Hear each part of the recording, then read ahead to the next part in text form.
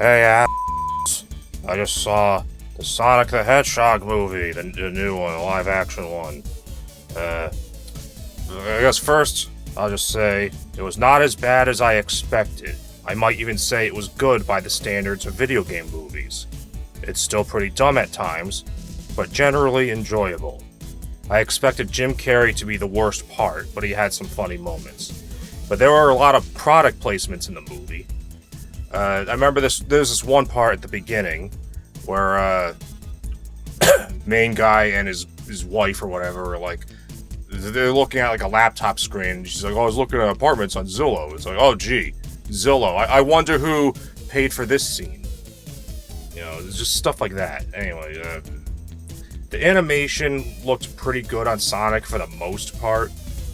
His cartoony design kind of seemed out of place, but it wasn't as bad as Detective Pikachu, so I guess if that's the standard we're going by, I guess the animation was fine. Anyway, I guess I'm going to explain what actually happens in the movie now, so spoilers. It starts with Sonic as a kid on his home planet, being raised by some owl character who, to my knowledge, is not from any of the games. Then they get attacked by what I assume are echidnas, but you can't really tell because they're wearing masks. Anyway, the owl tries to carry Sonic away, but gets shot with an arrow, and then she uses one of the gold rings from the games to open a portal to Earth, because that's just what the rings do now. I guess they open portals. I don't know. Then she sends Sonic through it. Several years later, Sonic is living in a cave in the woods outside of the small country town of Green Hill, Montana. Yes, it's one of those cartoon character comes to the real world movies. You know, like Smurfs, Masters of the Universe, Fat Albert, or all those other movies you forgot.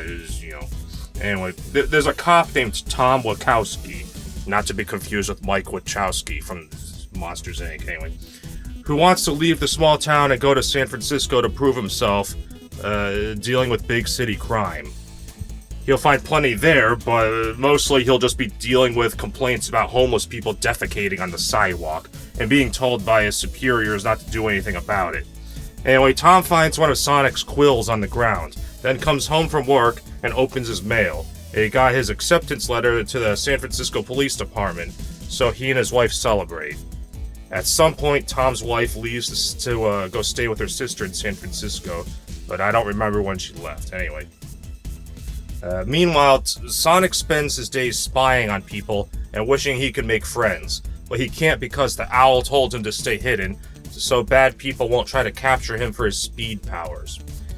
He plays baseball by himself and gets frustrated that he has no friends, so he runs around the bases until he somehow makes a blue explosion that causes the power to go out for the whole town. Okay. This gets the attention of the military, so they send in Dr. Robotnik to investigate. Now, Dr. Robotnik finds Sonic's cave, so he flees and decides to hide out at Tom's house without his permission. Tom finds him and shoots him with his wife's tranquilizer gun, which she has because she's a veterinarian.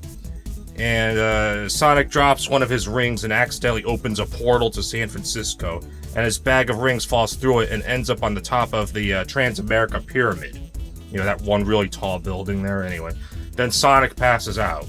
The next morning, Sonic wakes up in a dog cage in Tom's kitchen, and Sonic explains that he needs his ring so he can escape to a planet of mushrooms. Also, he can't run now because the tranquilizer hasn't fully worn off. But then Dr. Robotnik shows up, so Sonic hides and Dr. Robotnik threatens Tom, but then Sonic pops out, distracting Dr. Robotnik long enough for Tom to punch him in the face. And then they defeat one of Dr. Robotnik's robots, get in Tom's pickup truck and drive away.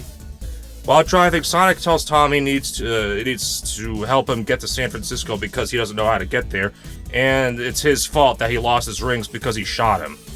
It's actually Sonic's own fault, since he broke into Tom's house, but the movie doesn't address that, so I think we're just meant to accept that it's Tom's fault, I guess.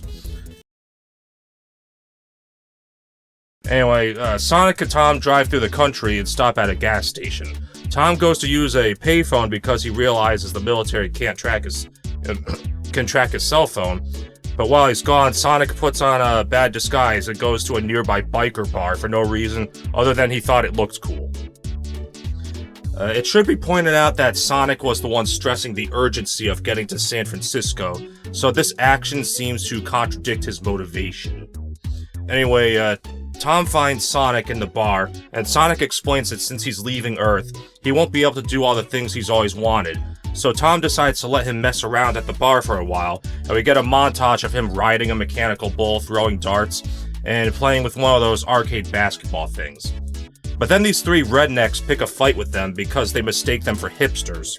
Like, really, that's the only reason that they don't like them. They're just like, we don't like your kind around here. It's like, well, what kind is that? It's like, oh, hipsters. And Sonic is like, how dare you? It was kind of funny, but yeah, that's the only reason they give for starting a fight. Anyway, so, Sonic tries to break a bottle on the big guy's head. There's this one big dude.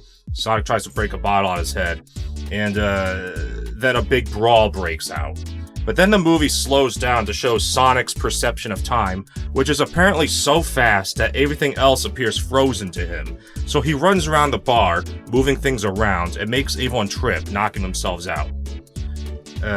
Now, the whole time this was happening, I was just imagining how it would play out if the physics were realistic.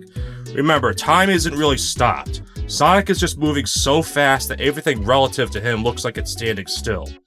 So, if he was that fast, anytime he touched someone, he would reduce them to a bloody mist. Now, I'm obviously not expecting realism in a Sonic the Hedgehog movie. I just thought it was kind of funny to think about. Also, if Sonic is that fast, how did he get shot with a dart? Yeah, it doesn't make sense. Anyway, Sonic and Tom leave the bar and stay at a motel. The next morning, Robotnik and the government guys show up at the bar and ask the lead redneck who picked a fight with Sonic if he saw him, because that guy's still there for some reason. The redneck tries to intimidate Robotnik, so Robotnik throws him out a window. Sonic and Tom continue driving, but then Robotnik sends a robot tank after them. Sonic manages to make it crash, but then a smaller robot tank pops out and keeps chasing them. So they crash that one too, but then an even smaller robot pops out of that one. So Tom smacks it with a flashlight, but then or maybe it was his nightstick, I don't remember. Anyway. But then a tiny little helicopter robot pops out and uses a laser to cut off the top of Tom's truck. Sonic grabs it and breaks it in half, but then it gets stuck to his hand and starts beeping. So they pull over and Sonic manages to scrape the beeping thing off on a rock, but then it blows up and knocks Sonic out. So I guess this is our second act low point, where it's like, oh no, this cute cuddly character is injured. Detective Pikachu did the same thing. All these movies do that. Anyway, Tom brings Sonic to his wife's sister's house in San Francisco, and she examines him, and it turns out he's totally fine, so she just uses some smelling salts to wake him up. Crisis averted, I guess. So then they decide they have to get to the roof of the Transamerica Pyramid, so they hide Sonic in a duffel bag, and Tom tells the lady at the desk that he's a cop and he needs to get to the roof to stop somebody from jumping off. And even though he shows her his badge, which has a completely different state on it, she gives him the roof key. So they go up to the roof and Sonic retrieves his bag of rings, but then Robotnik shows up in a flying machine and threatens to kill all of them. So Sonic pushes Tom and his wife off the roof, then Robotnik and his robots shoot missiles at Sonic, but he does that time stop thing again and makes the robots blow themselves up. Then he jumps off the roof and catches one of the rings as he's falling and throws it under Tom and his girlfriend before they hit the ground so it can open a portal back to Green Hill, where they land safely in a barn. Dr. Robotnik chases Sonic around the city, so Sonic uses his rings to open portals to different places all over the world, from Egypt to China, but Robotnik keeps chasing him through the portals until they end up back in Green Hill. At some point earlier, Robotnik found Sonic's quill at Tom's house, and I guess it's magic or something because he figured out how to use it as a power supply for his robots to make them more powerful or something. So Robotnik has it hooked up to his flying machine now, and he seemingly kills Sonic. But then Tom yells at him, and then Sonic wakes up and I guess he somehow remotely pulls the power from the missing quill in Robotnik's flying machine. And then he bounces around until he destroys the machine, and then he and Tom send him hurtling through a portal to the Mushroom Planet. So Robotnik's gone now, he's on another planet. Sometime later, we see Sonic hanging out at Tom's house, but then Tom and his wife reveal that they moved off Sonic's stuff out of his cave and into their attic so he can live with them.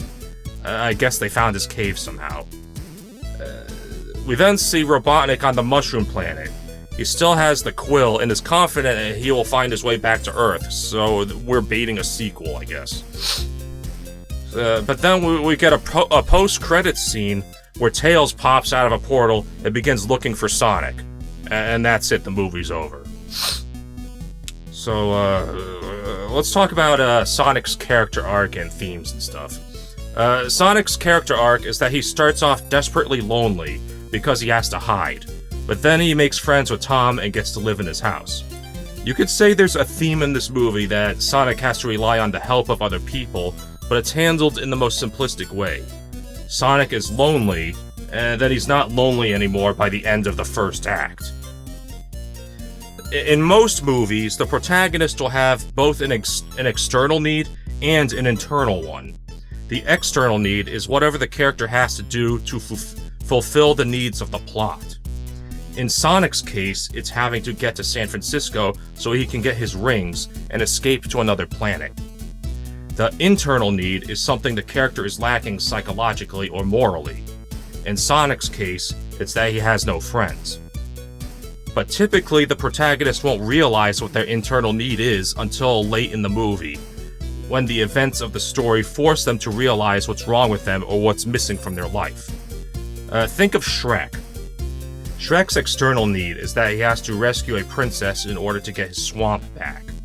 His internal need is companionship, as he has become so accustomed to being alone due to people judging and fearing him. He sees friends and loved ones as a liability, which is why he refuses Donkey as a friend at first. He would rather be alone than risk being hurt. His character arc is that he learns to love. Sonic the Hedgehog has a similar theme of loneliness, but its handling is much more clunky and simplistic. Sonic doesn't learn that he needs friends because he already knows that he does at the beginning of the movie. So the only real choice he has to make is whether he should stay with the friends he made or leave the planet, which we already know he doesn't want to do because he even said so at the beginning of the movie. So it's not really a choice. He just considers it because he thinks he has to until they defeat Robotnik and he doesn't have to anymore. So there aren't really any choices to be made at that point. So effectively, Sonic's external need is the same as his internal one. Now, the external need should tie in with the internal one, because it's through the act of trying to achieve an external goal that the protagonist realizes what's wrong with him. But Sonic never realized anything about himself, or what he needs, because he already knew it. So he doesn't really have an arc because he didn't change his outlook at all. He just knew what he wanted, and then he got it. So, that's kind of bad writing right there. So I guess that's all the notes I wrote about the movie. So I don't have anything else to say about it. So like, comment, subscribe, support me on Patreon, follow me on Twitter.